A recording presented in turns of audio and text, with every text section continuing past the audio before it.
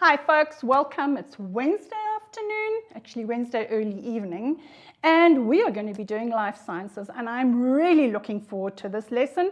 My name's Kathy Hasty, as you can see on the screen, and Liberty, thank you for making it possible in very, very dire circumstances for us to actually assist our learners as much as we can. So thank you very much for that. Okay. We are going to have a look at the, life sciences, guys. We have to have the joke of the day. So here's our joke of the day. And when there is a negative feedback from your biology teacher, and at least why, and that's what the mom wants to know, because clearly this learner hasn't done very well. And then her excuse is, well, she's teaching homeostasis this week. What do you expect? And I thought, people, this will help you to remember that homeostasis is all about negative feedback. Okay, homeostasis, homeo the same, stasis to stay. And that's what we want the body to do. We want the body to be balanced all the time. Otherwise, you would only have energy when you've eaten, and then after an hour, you would have no energy and you would sleep all day. So we can't have that. Our body has to be balanced. And we have to balance the fluid that is around the cells, and therefore it would then balance the muscles and the organs and the tissues and the blood, and everything works together beautifully. How? Because we have the hypothalamus, and I've told you this before, ladies, if the boy says to you, I love you with all my heart, he doesn't love you. But if he says, I love you with my whole hypothalamus, then he truly loves you, because without your hypothalamus, you cannot live. The hypothalamus is in the brain, and it coordinates the nervous system, because it's part of the nervous system, and the endocrine system. So the hypothalamus is like the CEO of a company, and your pituitary gland is the master gland. That would be like your CFO, the guy with the money. You can't do anything without money. So that is why the pituitary is the master gland. But the pituitary only works because the hypothalamus tells it to. And the hypothalamus says, listen, we can do this, we can do that, and we can do that. And this is what we need to do. And gets everything else to work nicely. All right, so I've looked at the questions. We've got a lot of single questions, okay? And we got two longer questions, which Mbali thankfully loaded for me, so I don't have to do all the drawing. But let's look at our first question, and it says, what is a goiter? All right, so I'm going to write this down. What is a goiter? All right, it's got a funny spelling. It's actually French. So, what is a goiter? A goiter is here on your throat. At your trachea here, you have a gland which looks like a bow tie. That gland is called the thyroid. And a goiter is when the thyroid swells and grows to like quite a thick lump around the neck. And believe it or not, it mainly happens to women. So go figure. So guys, you're safe again. We get osteoporosis, you don't, or very few of you do. We get goiters, out of 999 women will have it and one male will have it. So yeah, I think it's because you don't get stressed as much as we do. All right, so what is a goiter? First of all, it is the enlargement of the thyroid gland. Okay, so if this is a person's neck from the side, so nose and mouth, and they have their chin, and there's the neck, the goiter, your thyroid sits here like a little bow tie, nicely up against the neck. But if it's a goiter, you'll see a swelling like this at the neck. And if it's really bad, the person's going to battle to cough, to swallow, and to do anything where they're going to open their mouths and have to stretch their necks. All right, so why does it happen? So if you know what a goiter is, let's think about why we have goiters. So First of all, a goiter is caused by an iodine deficiency. So when a person has too little iodine in their diet, they can end up with a goiter. All right, so it's an iodine deficiency. Why? We need iodine to make thyroxine. Now just, this is how amazing the body is. So you have a lack of iodine. The thyroid gland's job is to make thyroxine. But in order to make thyroxine, it needs iodine. So what does it do? It says, oh my word, there isn't enough iodine. So I'm going to try harder by making extra cells so that I can try and use the little bit of iodine that's available to me to make thyroxine. And the result of that deficiency of iodine and then a deficiency in thyroxine, this is now going to, therefore, leads to hypothyroidism. And if it's hypo, it means that it is low. So the thyroid is not going to work properly. And that will result in Graves' disease.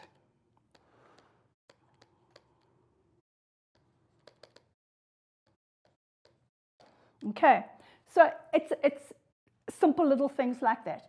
If your thyroid is working too much, we have hyperthyroidism. Now think about the hypermarket. A hypermarket is huge. It's got everything.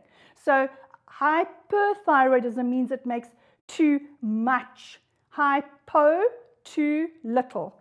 Okay, so, sorry, not Graves' disease. What am I doing here? This will be how do you spell Hashimoto's? Hashimoto's disease. Sorry, that will be hypothyroidism. And if it's hyperthyroidism, well, then you end up with a Graves' disease. All right. Now, next question. Let's just see here. It says, please name the hormones released by the pituitary gland and their functions. Okay. The pituitary gland sits in the middle of the head. So if I take a knitting needle and I was to stick it at the middle of the top of your ears, all the way through and down the center of your skull, down, where that meets, that is where your pituitary gland is. And just above it is the hypothalamus. Now, the pituitary is the master gland. So it releases hormones that will tell all the other organs that they need to now do their job. Okay. So, for example, the pituitary gland releases, you already know from human reproduction, follicle stimulating hormone, which travels in the blood, and in the female, it will cause the development of the follicle, which will release the egg during ovulation, or the ovum during ovulation. Okay, then you've got luteinizing hormone, which is, if that little ovum is fertilized, it's going to make sure that the endometrium lining stays intact so that pregnancy can take place. If not, well, then the lining tears away and we start all over the next 28 days. Okay, so follicle stimulating hormone and luteinizing hormone from the pituitary gland, and you already knew that. Okay, then we have the thyroid stimulating hormone. Well, clearly that stimulates the thyroid to release thyroxine. And then if there's a lot of thyroxine in the blood, that inhibits the pituitary, so the pituitary releases less thyroid stimulating hormone, so the thyroxine level drops. Remember, negative feedback, there's a stimulus and an increase of whatever. A corrective mechanism causes it to decrease. Then a corrective mechanism causes it to increase, so that you end up with an increase and a decrease and an increase and a decrease over the period. But over a, let's say, 24-hour period, you've gone through normal a number of times. And that's with your glucose levels, it's your carbon dioxide levels in your blood, it's your salt levels, it's your water levels. Everything happens in this negative if it was a positive feedback, if, for example, your blood sugar, which is one of the other questions I'm going to do just now, is too high, and we worked on a positive feedback, we'd end up with a mechanism increasing your blood sugar. You would die. And that is, somebody sent a question about if the blood sugar level went too high, why would it result in a coma? Well, because your body says, okay, can't do this. And it just goes, psh, you've got too much sugar. And with too much sugar, it pulls water out of your cells. And pulling water out of your cells, you have a big problem because then your cells dehydrate. So you have to maintain a balance. That's what this is all about. Maintaining a constant internal environment, or a balanced internal environment. Okay. Let's just see here. Okay, where? Okay, so we've got follicle stimulating hormone, luteinizing hormone, thyroid stimulating hormone. All of those stimulate other organs to do their job. Let me try and think, what else have we got? Then you've got a prolactin, which is when the baby's born, so that the mammary glands will produce milk. You've got antidiuretic hormone, which is to help the body to conserve water so that you don't wee out all your water at the end of the day. You need to keep water in your body so your body can function. Okay, I almost feel like growth hormone. There's the last one. Growth hormone, because growth hormone's not just to grow from when you're born till when you're an adult. You continue to grow. You literally replace every cell in your body every 7 years. So it takes you 7 years to replace every single cell in your body and to also make new ones. So growth hormone is not just for growth, it's for growth, repair, and replacement of cells that are damaged and messed up, and your hair grows and your nails grow. So all of that works together. Those are the hormones that are released by the pituitary gland. Okay, just take the diagram, which is what I told you last week. Every textbook has a diagram, and online there are 100 different diagrams of a body, and then it points out the main, all the endocrine glands, and it tells you what they release and what those functions are. It's one diagram. In fact, what I'll do is when I get back to my study tonight, I will print and I will take a photo of a diagram and I will post it for you, and then you've got it and you can learn.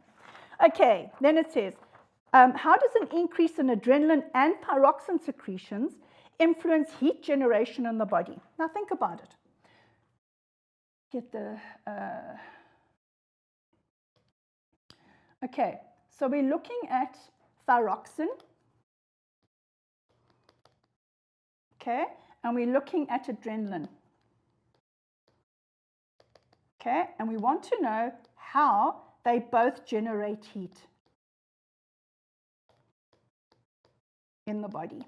Okay, now with thyroxine regulates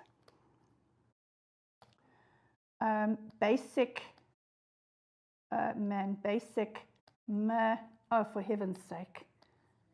It's when I try and, I forget that this pen is thick.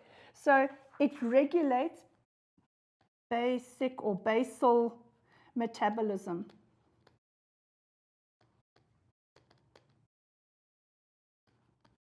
Okay, so by regulating your metabolic rate and making everything else happen, it also will therefore regulate heartbeat rate,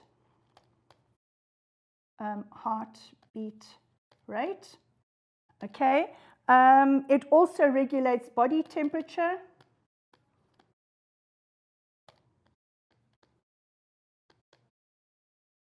How? Because during your metabolic rate, when you do, for example, exercise, what happens? Your cells use glucose plus oxygen to make ATP. ATP is energy. And some of that energy is given off, so this is used, and this energy here is given off or is released as heat. That is why you get hot when you exercise. So when exercising, you get hot, you sweat, and when you look at people at gym, which we haven't seen for so long, but when we finally get back to gym, or you watch someone play a soccer game and they've got sweat pouring down because they've been doing all this exercise, it's the body trying to cool them down because they're exerting so much energy. Some of that energy is released by the muscle cells and generates heat. Okay, if we look at adrenaline, this is your fight and flight hormone.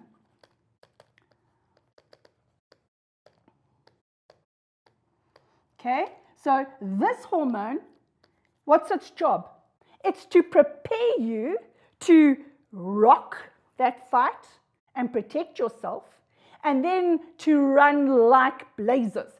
Okay, so you need what? A lot of glucose. You need a lot of oxygen. So what does adrenaline do? One of the main things that adrenaline does is that it increases heartbeat rate. Why? It's got to pump the blood all over the body. Okay, that's number one. Number two, it increases muscle tone. Muscle tone. Okay, it also increases muscle. Oh man, I've just gone blank. Increases breathing rate and depth. All right, it increases blood pressure. And how does it increase this blood pressure? It wants to get oxygen and glucose to your muscle cells. All right, so what does it do? It says, no, hold on a minute. Do I need to carry on digesting with all this blood at my digestive system? Do I need to carry on digesting while I'm scared for my life? No. Let's say you're walking along and all of a sudden there is a snake in front of you. Okay, what do? Do you say, hold on, I really enjoyed my lunch or my breakfast or my supper. I'm going to chill a bit so that I can digest that food for the next 5 hours while the snake bites me because I'm not taking blood away from my digestive system. No, you don't. No, you don't. You don't have a say in it. It's part of your autonomic nervous system. So adrenaline says, no, we need to get blood pressure we need to increase blood pressure. So it causes the blood vessels to constrict. So we have vasoconstriction, closes them. So that the minute you reduce the size around to the digestive system, there's going to be less blood going to the digestive system. But we want to increase the blood to everywhere else. The biggest organ in your body is your skin. So what happens? The blood vessels to your skin constrict because you don't need a lovely, healthy-looking skin and all the nice things in life when your life is threatened. So it pulls the blood away from the skin, it pulls the blood away from the digestive system and puts it all towards the muscles so you can do your thing and run like mad, fight and flight hormone. And in order to do that, this increase in breathing rate and depth is so we can get oxygen to the cells. Okay, increased heartbeat. Why? We want to get oxygen and glucose to the cells. Okay? And it also stimulates the release of glucagon so that we end up with excess glucose, which can now be sent to the muscles. We have increased muscle tone, and with all this happening, our bodies are making energy in the muscles, and that energy is also now going to be made. So we now have the glucose plus the oxygen is going to make ATP, and the ATP is going to be released as energy, so it's going to be used so we can run like mad, and it's going to be released as energy. Released as heat. Okay, there we go. Sorted. Tick, tick, done. It's the two both cause your body, your metabolism to work, except that thyroxine is normal. Adrenaline is, oh my word, I need to get out of here.